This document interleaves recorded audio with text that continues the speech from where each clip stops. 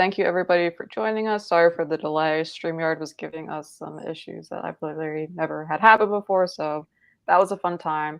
Thank you for joining me today for this interview with Greg Anderson Elysée, who is the creator of the Is Nana the Were Spider comics. This is going to be a very exciting interview. You're going to be the first comic author I've interviewed on the channel, so Really? yeah. I'm honored. Thank you. Yeah.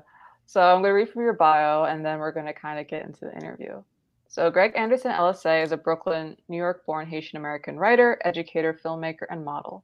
He's been teaching various forms of filmmaking, including narrative and documentary, from elementary level to the elderly since 2012. A former journalist for theouthousers.com, he also ran his own column, Heard It Through the Griovine, where he showcased independent creators of color and LGBTQ creators. He also wrote for the independent pop culture news website Bleeding Cool. He is known through the community for doing this on a broader scale, all while presenting his thoughts on diversity.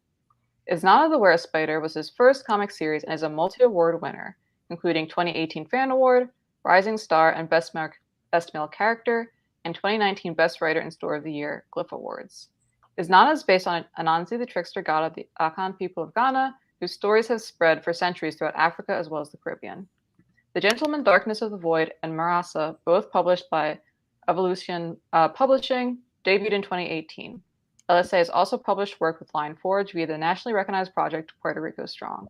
Is there anything else you'd like to add to your bio? No, that's pretty much it so far. All right, cool. I was curious, what got you started writing? Um, I've always been interested in it since middle school. I mean, not middle school, my fault. Elementary school, first grade, actually. And I remember very much being into whatever it was that my teacher at the time was like showing us. Like she was always showing me like different types of um children's books. I remember Dr. Seuss standing out, and I don't know, I my mind was just always coming up with different types of stories. And then from there, I would do a lot of drawings. I would do a lot of picture books and staple them together, and I would give them off to like people, especially my mom. I don't know why I never thought to keep my own stories that I was making, but that was like my first initial interest into writing, and English just continued to be my favorite subject throughout school.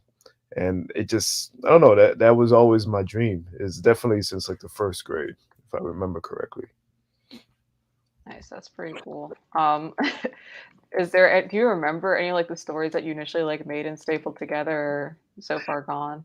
I remember two specifically. There was one about the son, the actual son having a son, and like teaching him how to be the sun, and like in the sky, and all the duties that came with it. And the other story I remember was about a dog and a cat coming together, falling in love, and having like little cat babies and stuff like Did you write the origin story for Cat Dog? Is that. Right, that what happened? right. And then there was another one. Actually, I remember a third one was I remember learning about like the butterflies and caterpillars, that whole cycle, and just like a family of butterflies, and they were, I guess, bringing the caterpillar in and trying to teach the caterpillar to be proud of being a caterpillar before becoming a butterfly. Like I just remember that. I haven't thought about that in years. So These are actually all like very solid concepts to me. I'm Like not- I'm actually kind of interested in the sun story like like I know now. I can do something with this still. I can I don't do know. I something. really like stars as characters for some reason. Like it doesn't happen very often, but I don't know. It's something I've been liking recently. Mm. So you're also a journalist, correct? And I was wondering, I'm interested for people who do several types of writing. Like, does the writing inform each other, or how do they see the differences? And I was wondering, like, how is writing like journalistic pieces different from comics writing for you? Well, I haven't written for any sites or anything for quite a while. The last time I wrote for Bleeding Cool was literally around the whole George Floyd situation. By then, I was sort of like my mind was like, I can't. I'm not into Mm. this right now. But I don't. I guess the way they reinforced each other is I was definitely connected to a lot of comic creators at the time, and I was interviewing a lot of folks, and then from there, learning a little bit about the business from not even just the interviews, but you know, behind the scenes, of becoming cool with some of them and realizing, how the industry worked, how a lot of the creation works. So I think it helped me in understanding a bit of how to gauge and maneuver around creating my own concepts, my own comic books, um, and I guess knowing how to interact with people, speak to people, for Mhm. sure. Is there like one interview that really stands out in your mind as like influencing you to go into comics, or that was very insightful for you? I wouldn't say specifically. I think by the time I was doing interviews and writing like pieces and op-ed pieces, I already knew Mm. I'm gonna be making comics. I think I made that decision. It was definitely around from going to middle school to high school where I was just like, this is what I want to do for sure. Mhm. So Yeah. I guess how was the comics journey then? Like, was there like a program or something that you did, or were there like certain like steps you're taking like on the way to self-publishing, or how'd that Well, work? for one, there were I would say influence wise, there was definitely a couple of different writers that stood out to me more than others. I was to this day still obsessed with like, David Hine. I was into Peter David, Dwayne McDuffie, Christopher Priest, and definitely getting to their works was something that made me cement the idea of like this is what I want to do. Especially when I got into this book that Peter David wrote, writing for comics, where I just randomly bought that because I recognized his name and I was becoming obsessed with his X Factor run that he was doing. And then after I bought that book at the comic shop, and it's funny because I remember that particular comic shop was one of my local ones, and they never really had books on how to create or write comics, but it just happened to have that one out of nowhere. At the right place, right time. They had that one copy, and I was like, oh, I want this. And right when I finished that whole book, I was like, this is what I want to do.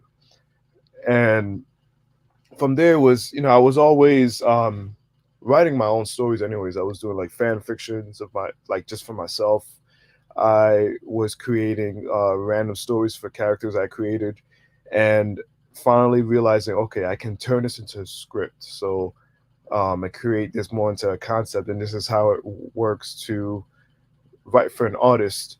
So for a couple of years it was just something that was, maneuvering in my mind and sort of like seeping and getting better at it until finally came to the time where I started making a comic. I my first one was from my cousin-in-law. My cousin-in-law was is a huge fanboy, comic fanboy, and we used to see each other at family reunions, and he would never shut up about comics. It was very hard for him to talk about anything else. So I definitely became like his confidant, his ear when it came to the family reunions, and my cousin, his wife, would just be like, "Babe, like, like, can we?"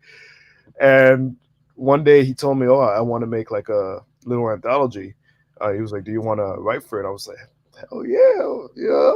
That was really cool of him. I'll always be grateful for that, and that started everything of like knowing like that excitement of seeing an artist depict something that I wrote, and that was just something that was just like mind blowing. It was just like, holy shit, this is actually happening. And when it came time to create something else, and then eventually create Isnana, it was sort of like I had that in the back of my mind of just remembering that feeling and knowing the whole the process.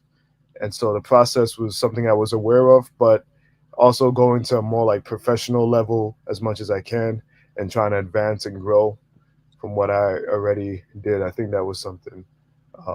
If that answered your question, I hope. Yeah, no, that answered it. All right. Um, so is None of the Were Spider draws a lot on folklore, and I was wondering like what sparked Mhm. your interest in folklore, and when was there a moment where you're like, oh, this is like a great story that's going to translate to comics really well? So I grew up on Greek mythology.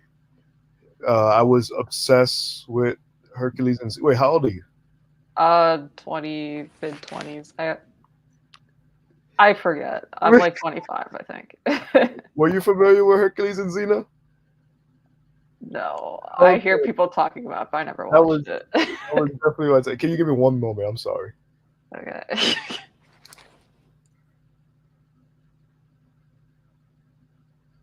My apologies to answer something. So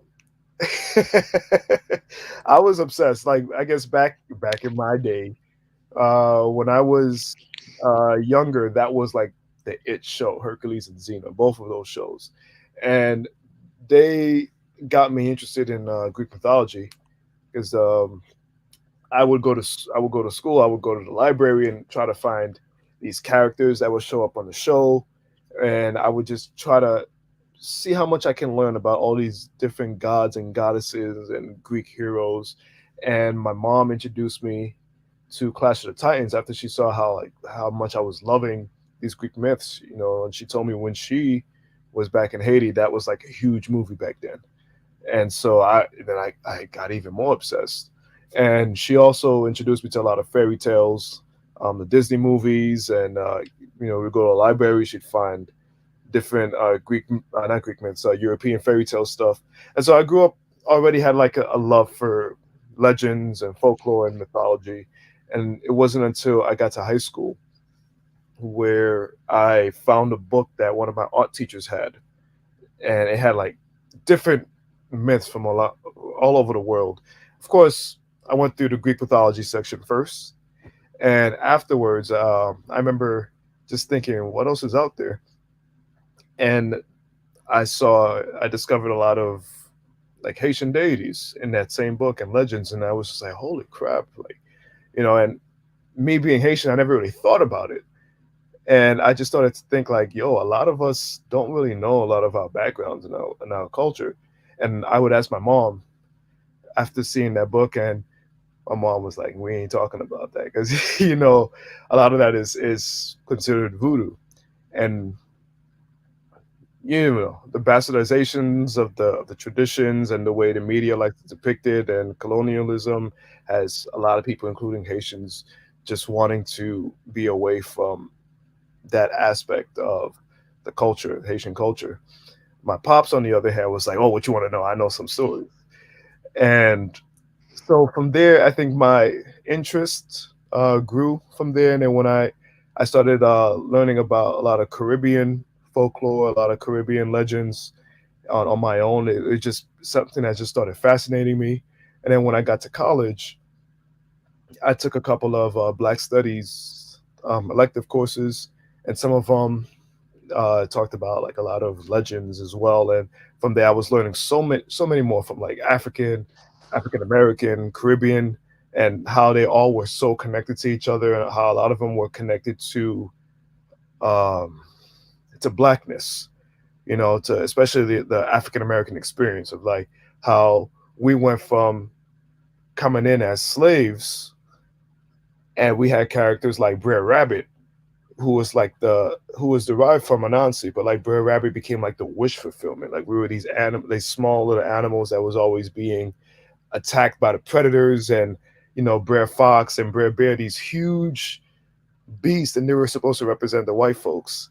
And then when we became free, and it became like a instead of like this unity, it became like a dog eat dog type of world with like we started getting like legends like Dolomite, and you know like badass pimp and the trickster, and you know and so learning so much about that started to fascinate me, and I started to realize like yo, a lot of us don't know any of these figures. I would ask a couple of my my black friends, and they did not know any of these characters, and even Anansi at the time.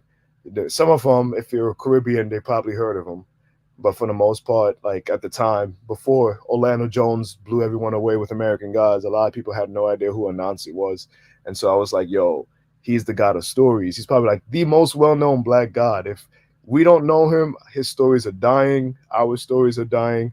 And so I created his Nana as a way to hopefully revitalize and keep our legends, our stories alive, and into the next generation, which is why I want him to be a legacy character. He is the son of Anansi, reclaiming the roots, reclaiming our traditions, and hopefully continuing the legacy on with like our youth of getting some interest in these characters and hopefully finding ways to maybe do their own thing. Mhm. It's interesting how like folklore started out as like a oral storytelling thing, and I just don't know how often that's people's first introduction to it. Like I think my first introduction to it was also through picture books and things like. Well, for me, it was picture books. I think there might have been like a boom in those when I was like maybe whatever picture book age, but they were like around and there's a bunch of them. Like I didn't really have, I don't know, an older person in the family who told me those stories. And I wonder how many people's experience that is now. Um, Yeah, I think a lot of folks, they don't. Some of them may not remember to even think about telling the stories unless someone brings it up. Because even my stepdad, he's from the South, and all the years that I've lived with him, he has never told me anything in terms of like the stories, any of the legends that happens that's well known there. And when I did ballads of John Henry, Rawhead and John Henry, we had the Gullah Geechee figure, Bloody Bones and Rawhead, and I only found out about them because my artist, we were just shooting the shits. I was like, hey, is there any legends or figures from, from the South, from where you're from, that you would like to depict? And he was like, oh yeah, Rawhead and Bloody Bones. I'm like, who the heck is that? And then after I did some research, and he sent me some stuff, and then I went to my stepdad, like, are you familiar with this character? He was like, yeah, yeah, I know. He was like, yeah, there's a lot of stories. I'm like, are you serious? I'm like, I like this stuff. How did you never tell me this? And I also realized I never asked as well. So it's like, unless we're asking, a lot of our parents, they might remember some of these figures and stories, but they're not gonna remember to tell you. It's just like in the back of their heads of like, oh, I grew up this story, that's then. And yeah, I always found that so funny. there's a comment I'm going to highlight. Growing up, I only heard of Anansi, Brer Rabbit, and John Henry. Anything else nobody wanted to talk about folklore mythology since it was roots or hoodoo talk. I think that was something you had mentioned as well, that it was kind of Yep. a hoodoo talk. And I was wondering, when you're like going through these stories and deciding like what characters you wanted to discuss, were there any characters that were like, I don't know, like more difficult to find than others, or ones that were people were like, don't talk about them, like that's bad, like don't bring them up. Um, whew. I mean, there's a huge well when it comes to the different figures out there, especially because we have all these different countries in Africa with their own specific deities and belief systems and traditions. Um, and of course, when you had the slave trade situation happening, a lot of those stories became different because of the oral traditional storytellings. They were changing, especially when you come to America. Brer Rabbit, as I said, derived from Anansi, and then we would have like High John the Conqueror. Like we had all these different things, and then on top of that, the Caribbean, you had the black folks coming to the Caribbean, and some of their stories were mixing with a lot of the indigenous folks, and so that became its own sort of concept. So it gets a little difficult trying to find information with them, especially because a lot of them were told orally, and none of them were really quite written down. And every now and then you'll find some historian who goes out of their way or have done research where they would find the locals and they would interview and ask them some specific stories, and then realize that, okay, this particular figure has shown up in multiple local stories, so this must be something that also have gone down. But they can be sometimes pretty difficult to find. And then there's also the ones where there are traditions where people are like, nah, this is our thing. We're not putting it out there. And so you have to respect that and honor that. And the same thing with like some of the hoodoo and voodoo stuff. there's some, it's their traditions, and it's sort of like their secrets. So it's like, unless you're initiated into the custom, it's not for anybody else, you know. And so that's something that I have to respect as well, and also something I got to respect where, because of the media, there's definitely maybe some misinformation about certain figures, depending on the tradition or the faith that I'm doing research on. Because there was a situation many years ago before I did Isnana. I was writing a character, Jeremy Tableau, who shows up in volume two.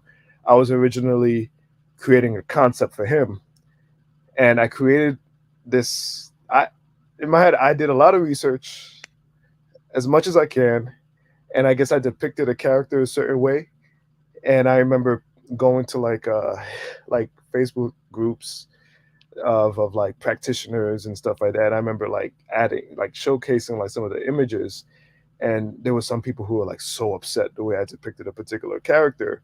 And to me, I'm like, I was doing my research. I thought, you know, like this was the character, and ask a friend who's in the faith, and I was just like, I wasn't trying to offend anybody, and he was just like, so here's the thing, maybe what you research is in fact what it is, but you also have the fact that there are people who still to this day may follow that particular person, and so you don't want, or spirit, and you don't want to upset them.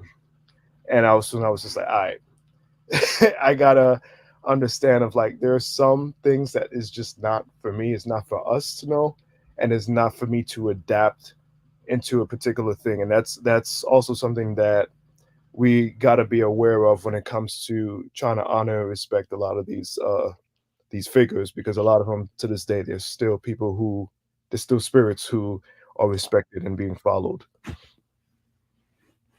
Sharing that.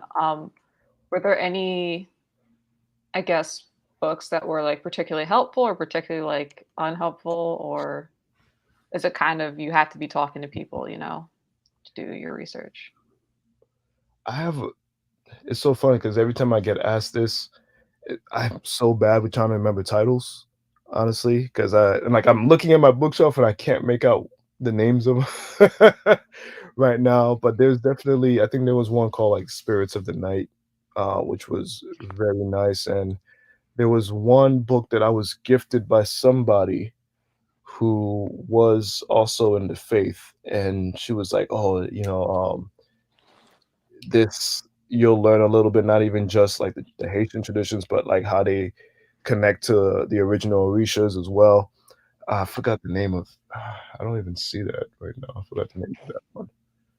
But pretty much I would also go to as many bookstores I could find, especially like used bookstores. You'll be some once in a while I'll get lucky and I'll find something that has anything to do with either it could be the Caribbean traditions, or customs, or just African storytelling and folklore, which can be a little hard to find sometimes, but they're out there. And I'm definitely one of those people that no matter how broke I get, if I see that book, I will buy it.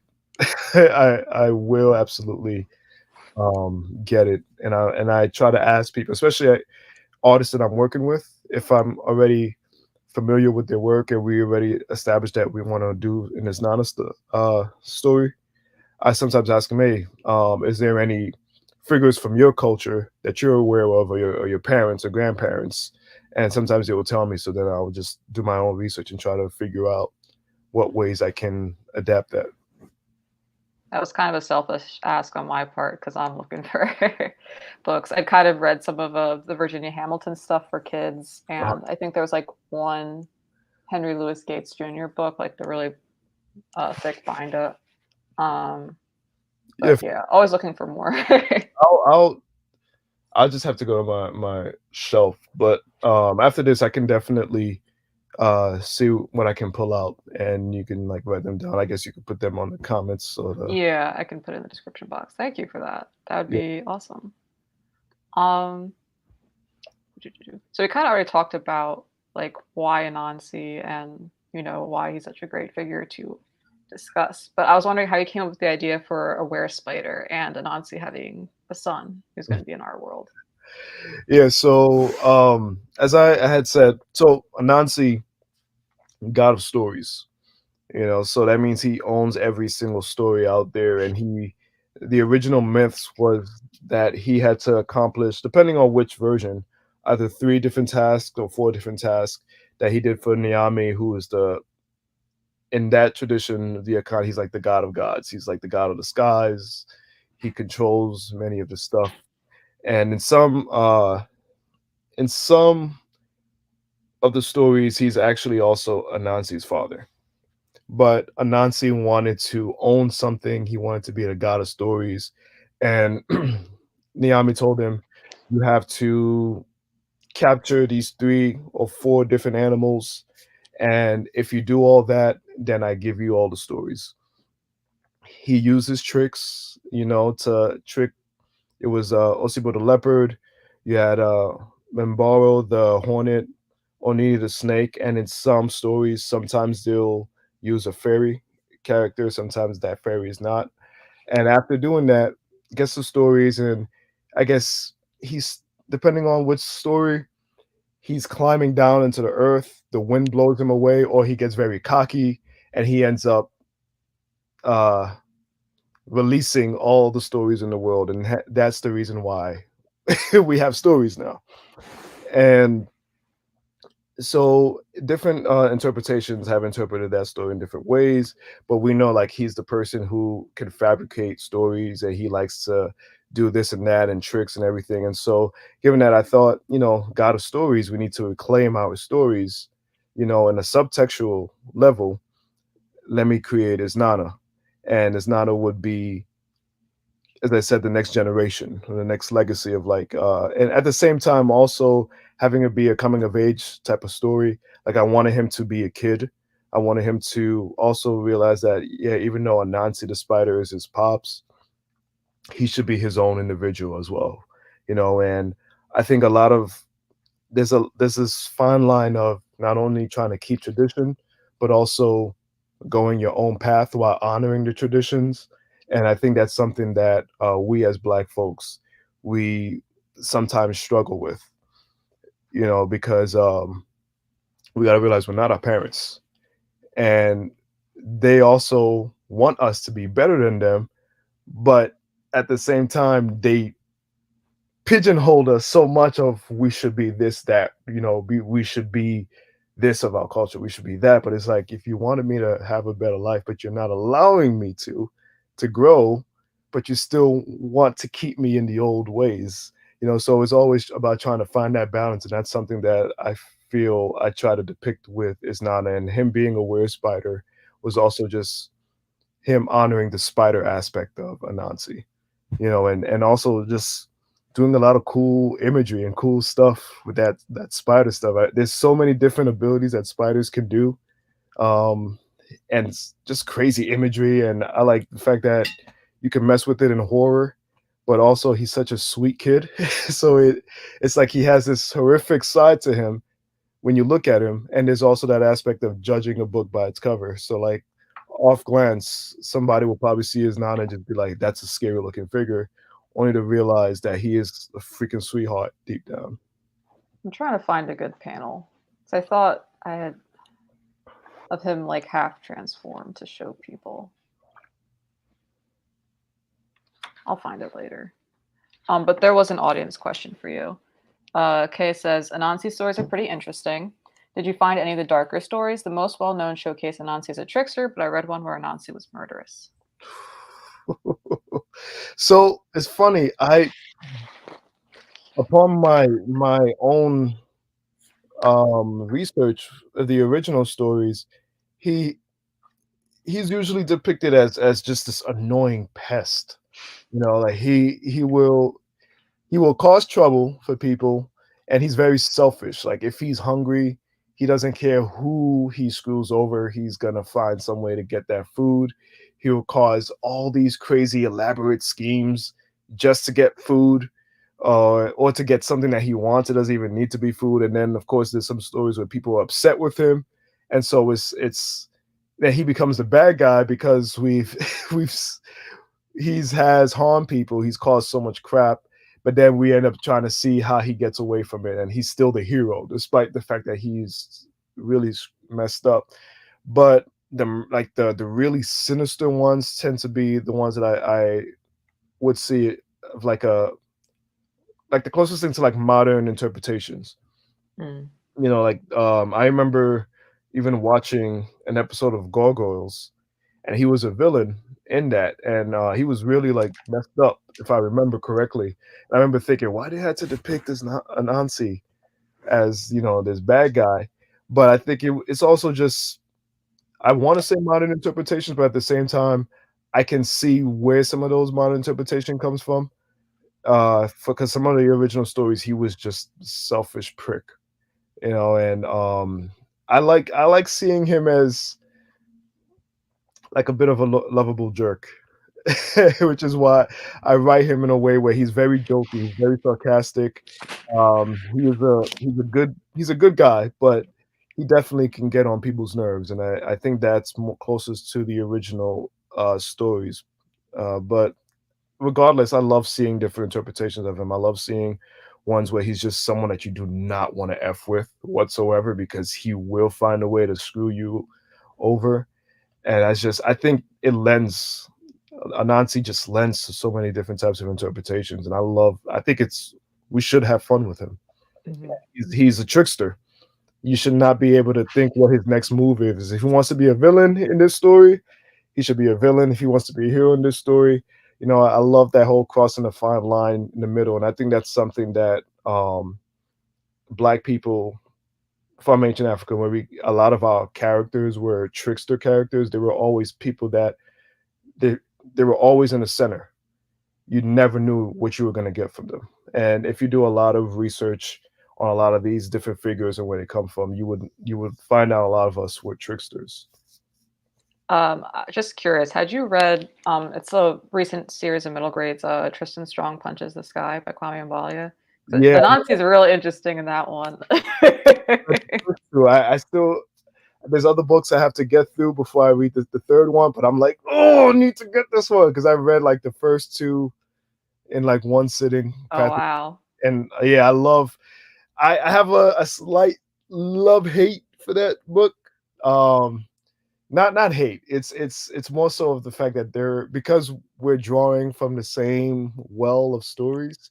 There's certain ideas that I would see in that book, and I'm like, I wanted to do that, And I remember I Mhm, even hit up the author. I was like, bro, you're like killing me, and he was just like, hey, just write your version. And I'm just like, yes, yes, but at the same time, it's like I had that idea for so long, and it's just mhm, in comics is just it takes such a long process. So now it's in the books, um, and it's funny because Isnana was published before Tristan Strong, so I remember when Tristan Strong first got announced, and even the whole thing of like this black kid opening up a portal and all these different figures, and I was like, that's very Isnana like, but then it's like it's still its own thing. Like they're mhm. so different enough where like in concept wise it's like it's similar, but when you actually read the execution, it's very different from each other.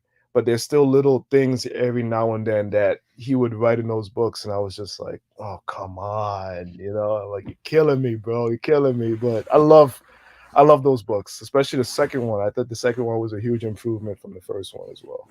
Okay, I had finished the first one. I haven't gotten to the second one yet, but I do have it out from the library, so that's going up on my TBR now. Yeah, I think you're gonna like the second one even more. Okay. So I finally found the panel. Let's see if my camera is gonna behave.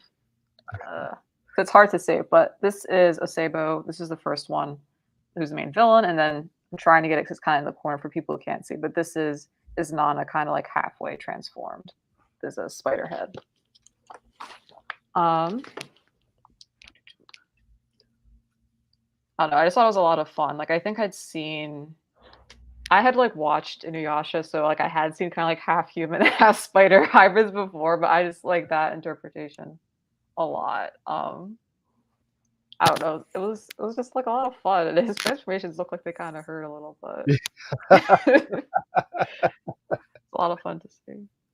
I like playing with different artists, especially like to depict the transformations a little differently sometimes. And I'll give like an idea of like, yo, I think we should try this. But seeing different artists do their own thing, especially with his looks, that I have so much fun with that.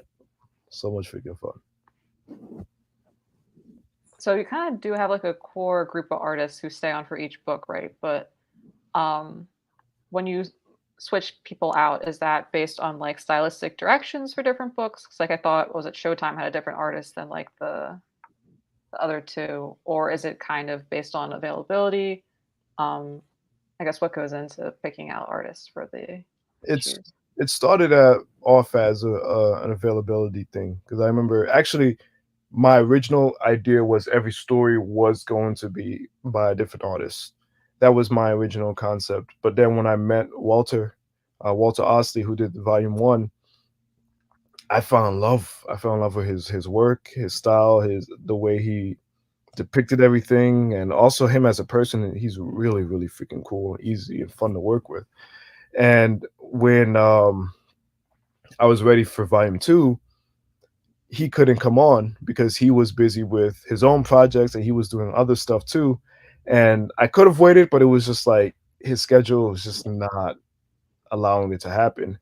And I was working with Daryl Toe, who takes over for volume two. I was working with him on another project, but we had to scrap that. It just wasn't working out. And the way we met, he actually did a pinup for Is Not Out of Nowhere. Like he like stumbled upon it and he like loved it, and he sent me the pinup, and I was like, "Whoa, dude!" And I remember thinking how cool it was, and then realizing he was also an artist of this web series that I loved, and I was like, "Yo, I'm like a huge fan, so this is huge for me." And from when we were working on the project, after we shelved that, I asked him, "Hey, Walter can't do Is Nana. Would you like to take over?" He was like, "Hell yeah," you know. And so that's how Daryl became the artist for volume two. But then as we were working and we started making a bit more money from the Kickstarter, Walter was told me, oh, I can do a couple pages if you want. And so that's how we have the second story in volume two, where Walter comes back and we do a little crossover with a whole bunch of different comic creators. And then from there, it just became a thing where, depending on the storytelling that I was doing in the script and the theme, I would try to find a different artist that would help capture that. And David Brame came in for the Rawhead and the Rawhead and Bloody Bones story, especially because we were working together on something else. We had a lot of fun, and I was like, "Hey, I got a couple of pages." That's what he told me about that figure. And Showtime, I wanted somebody from New York City, someone who can capture that New York fluidity that's in the book. And that's where Miguel Blanco came in, and he was somebody that I knew for a couple of years. We vended together, we hung out a couple of times, and I thought he would be perfect for it. And when he said yes, I was like, thank you. And so that's just been a thing that I've been doing, and I've definitely, like, David Brame has continued to be one that we've done a couple of shorts together in different anthologies with his Nana that we're gonna bring for like a later volume. I've worked with Keith and Jones with a couple of stuff, and I just did one with George Gant, who does Beware of Toddlers. I wanted somebody who can bring that whole like innocence kitty look for birthday day, and so it really, and I like experimenting with my writing. So I think me experimenting with my writing, I get to see how different artists can interpret that experimentations that I'm doing, and I freaking love it. I When it comes to comics, I love seeing different artists work on the same characters just to see how they interpret it. And so the fact that I can do that with this Nana really excites me. Hmm. You had mentioned a little bit earlier, I think, that Isnana was kind of a horror comic too. And I was wondering, I guess, who are some of your horror inspirations and how did you arrive on this sort of like horror, like superhero mashup that you have? Horror came to me because of my mom. It's funny because she is so freaking Christian and conservative now. I don't even know if she even watches horror anymore. But as a kid, I was watching a lot of horror films that I should not be watching because of her. And I think that just opened up my mind. Like I just fell in love with it. This weird dark world, and it's supposed to be scary. And then instead of me being always frightened, I just had so much fun. I was so excited. Um, so a lot of I think a lot of the typical late 80s, 90s horror films with the thing that opened horror up for me, and as I kept as I got older, especially when I got to college, I started discovering like horror films from the 1930s and 40s, and I fell in love with, especially even the 60s. 60s have some amazing horror films, and I started getting into like, of course, Edgar Allan Poe and a lot of some of the classic H.P. Lovecraft, who I try not to support now because it's not my thing. But you start to pick up on certain things, and then you also a lot of legends, a lot of black legends. They're very creepy. Because a lot of them you want your kids to be scared because their kids are being bad as fuck. So you're like, oh, this boogeyman, is gonna come and eat you, and then you're learning all these creepy ass like Haitian supernatural stories, and almost everyone I know from the Caribbean have these creepy stories, and it's just like, why is all of our black stories there's just like terrible? So and I think that fascination as well. We take comfort in creepiness, and a lot of us we grew up on hearing these weird ass hoodoo legends, or like these boogeymen that's coming out to get us because we're being bad, or even mermaids. Like in some of the Caribbean stories, mermaids are freaking evil as hell, and so I think it's ingrained in me after some time of like hearing these different legends and seeing the way the media would depict them, and it would just be a lot of fun. Like I laugh at horror films. I go to the movie theaters and people are screaming and gasping, and I'm literally cracking up because I'm having a good time. So I think it just became hand in hand that most of the things that I tend to write and create has some element of horror in it, and it just feels like home to me, honestly. Thank you for sharing that. Um, so I was curious, you self-published as Nana, you ran the Kickstarter and stuff, and I was wondering what led to that decision.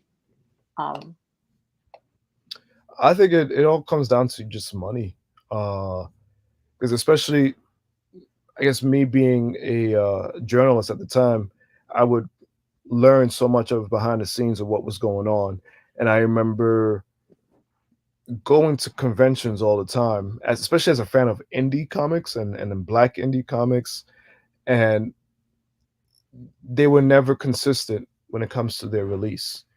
You would get Marvel and DC books; they come out monthly. For the most part, they would come out monthly.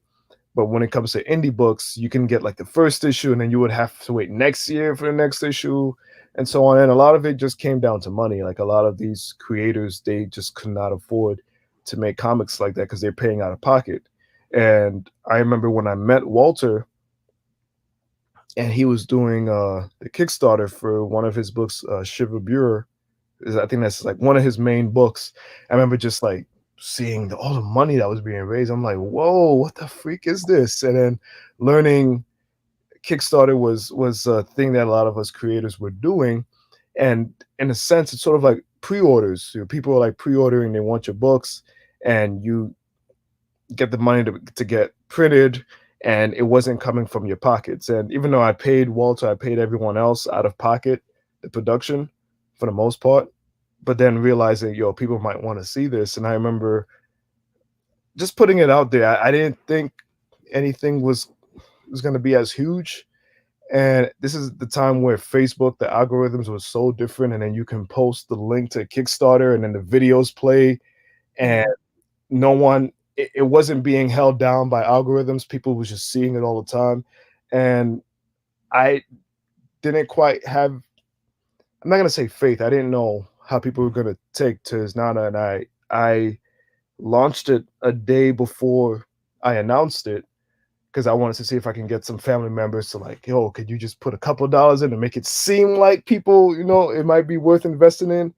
And all of a sudden, somebody from some Facebook group found it and she put it on and she was like, oh, this looks amazing. And then people from that group just flooded it. I was like, whoa. And so I thought that was really freaking cool. It was like right place, right time. And since then, it's just been that's how I've just been releasing. It's not because the way Kickstarter works as well, you still keep in contact with everyone who had pledged. So it's like a built-in mailing list. You get to put in like, oh, I have another Kickstarter. Those people come in. If they enjoy the first one, if they can tolerate coming back, so it's like you're building the fan base more and more, and essentially it does serve as a pre-order type of thing now. So I think that's Kickstarter is definitely the way to go, at least for me, for Isana. So like looking at your writing, I guess overall, what's the most difficult edit you've had to make on one of the Asana comics?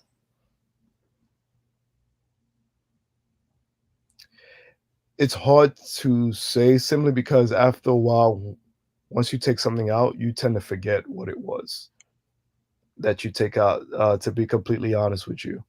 But one thing I would say, because I am in charge of Isnana, I could also write whatever the freak I want without any real limits. Like I know for especially for volume 2, I was just writing. I was just like, yo, I don't even care about the amount of pages, which is why that damn book is so big compared to the first one. It's like double the length almost. Yeah, I was going in. I was like, I just want to have fun. I don't want any page limits. And my artist was like, yeah, let's do it. And as we were writing, some plot holes, not plot, yeah, certain plot holes or just certain scenes we wanted to make breathe out a bit more, and he was totally down for it. And of course, he gets paid for those pages, so he was probably cool with that. But I mean, after a while, especially with the shorter books, like with the Rawhead and Bloody Bones and the Birthday Day, then after that, I have a like it has to be a certain amount of length, and so that becomes a bit of a challenge where I got to condense everything and make sure everything is breathable. Because and it has to be a length because it's sort of like it becomes like standard, like those are like standard comic size issues, and in order to be a certain price to get them printed and to recoup and make profits, so it's something that you have to be mindful of. And it also, I think it strengthens me as a writer because you start to realize, okay, there's a lot of fat we don't need for this, and once you get rid of a lot of those fat, you tend to forget, because a lot of times I read something, I'm just like, I don't even remember what my original concept was for this because that's so like gone. You let go of it. So it's very hard for me to say that. And sometimes I do remember certain concepts just being different in general. Like for volume 2, I had like a love story with some of the villains, and I totally scrapped that out because it was just like this is not gonna go anywhere. But I hint at it in like later stories though. So you had mentioned that there was sort of like, if you want to do the single issue comic, there are like, I guess, printing concerns. Mm. I was wondering how you decide, like, okay, I can do I guess this would be like a full, like a graphic novel, and then as opposed to like single issues. Because like in the universe, there's the 2 graphic novels, and then is it 3 singles? Yeah, so far 3. Okay. There's gonna be one more. So the reason I did that was because I was thinking of myself as a fan, and just like when I brought up how it would take forever to get the next issue of another book, it's an independent book, because as I said, a lot of those creators, they would just take forever, and I understood why. I got it was a money thing, it was a time thing, but me as a fan, I just remember sometimes being very disappointed that I would never see the end of this story arc, and it would be years, sometimes years pass, and I still don't have a damn issue 3 of whatever this book is. And so when I did the first is Nana, the first thing I thought of, me as a consumer, I would want a full story, which is why I decided to do a full story instead of like a single issue and so on. And volume 2, we got a bit more money, and I went balls to the walls, all out with, like a bigger story, because I felt first volume was too short. So then I wanted to add more bang for your buck for the second one. And then since then, I realized, okay, we built enough of a fan base, so now I can do single issues. Hmm. And so that's why I started to do like single issues from there, and at the same time still giving a full complete story within each single issue. Because I feel like there's also books, a lot of times you don't get full stories with single issues anymore. Yeah. And I just thought it was a fun challenge. I think they're really cool. And some of my favorite Hellboy books are like the single issue books, or the very like couple of pages. And I think that's a great challenge for me as a writer, is to see if I can write a story within a couple of pages or one single issue without padding everything. Hmm. So but I will be going back eventually to like full graphic novels eventually. Okay. So we've mostly focused on Isnana today, but you have written other comics. I was wondering, like, of all the comics you've written, what's the one that you're most proud of? So aside from Nana, I am also very proud of Marasa. Um, there's a couple of legalities as to why we haven't released another issue yet, which we're trying to work on that.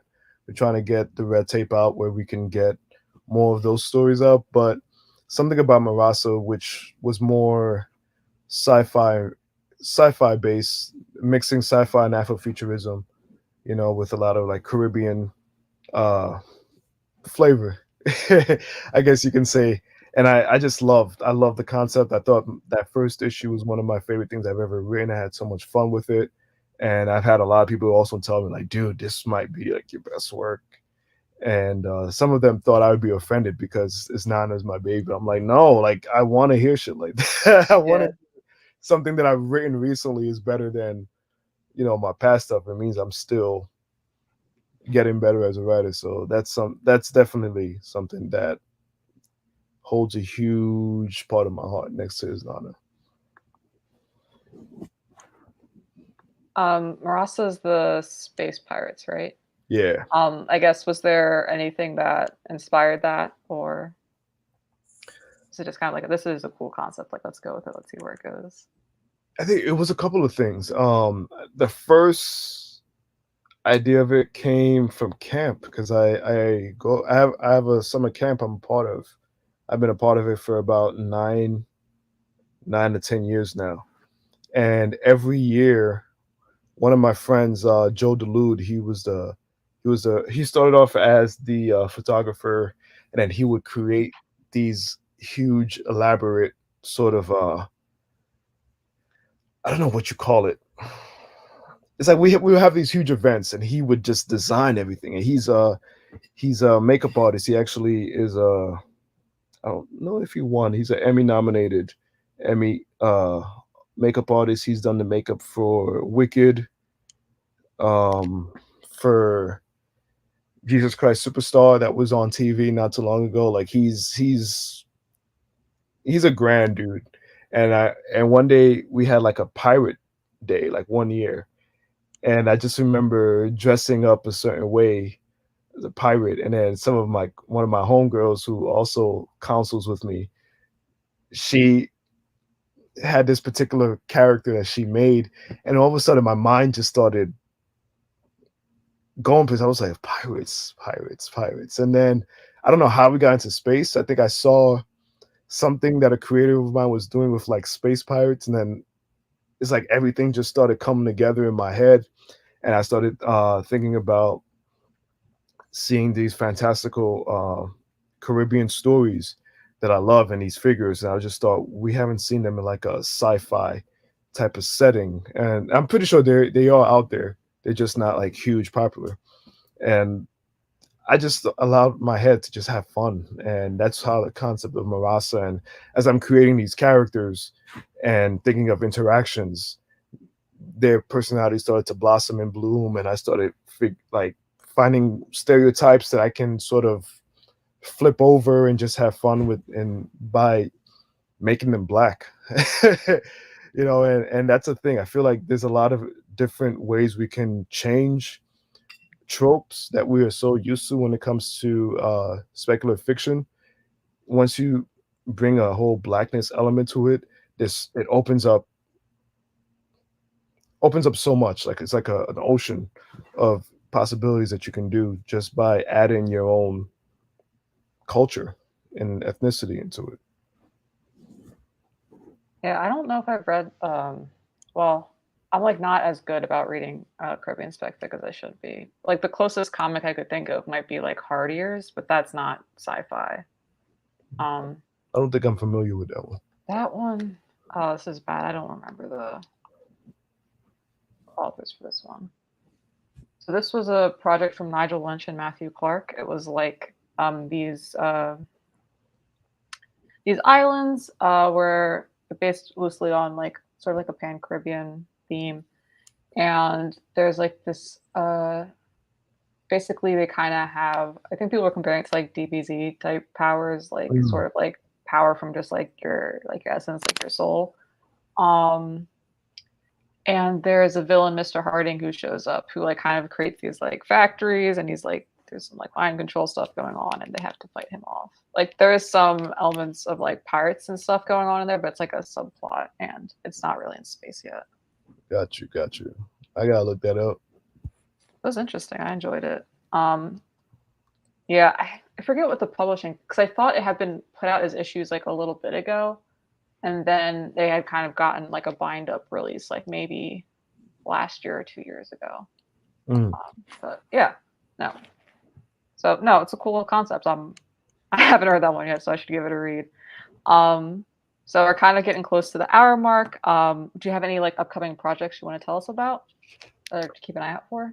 Whoa, there's one I want to talk, but Not yet. I'm under contract. I can't. Okay. But there's one I'm very, very excited for. I think it gets announced the beginning of next month. Um, Okay. I will definitely let you know as soon as it gets announced. I am working on Stronghold for 133 Art Publishing. We had the first issue come out, which is about a black gay superhero with albinism, and we sort of see his journey from like self hatred, being hating his race as a black man and hating his sexuality, and we sort of see his journey into self acceptance. That's been a pretty good challenge for me to write, especially him being very religious, and I'm not a religious person, so me trying to find the grace of depicting certain things that I may not be too knowledgeable of, but I try to be as sincere and as careful as I can. So the first issue came out last year. We did really well. A lot of people really enjoyed that. Um, and I think I got hit up by a couple of folks who was like, "Yo, this feels very like true to me." So thank you. And issue two comes out soon. We've been working on that. The pencils and colors are practically done. We're just now getting all the lettering uh, centered, and I'm working on a couple of other projects as well that I don't think is quite ready to discuss yet. But those are the main ones. Oh, and the new is not a book. Hopefully in Kickstarter before the end of the year, where he meets Ogun, who is the god of war and iron in the Haitian voodoo and Orisha traditions. So I'm having so much fun with that one, so much freaking fun. So I can't wait to get that out soon. Awesome. Before we close up, is there anything that you want to talk about? Was there anything like I missed or something that had slipped your mind and you want to touch on it before we say goodbye to everybody? I just want to say thank you. That's it. Thank you. Yeah, thanks for having me. This was fun. No, thanks for coming on. It's really fun talking about folklore with people. Yeah, it's been a good time. So thank you everyone for watching and coming out. Thank you for people for your questions and sharing your connections to what was discussed in the interview. Take care and have a good rest of your weekend. Goodbye. Take care, guys.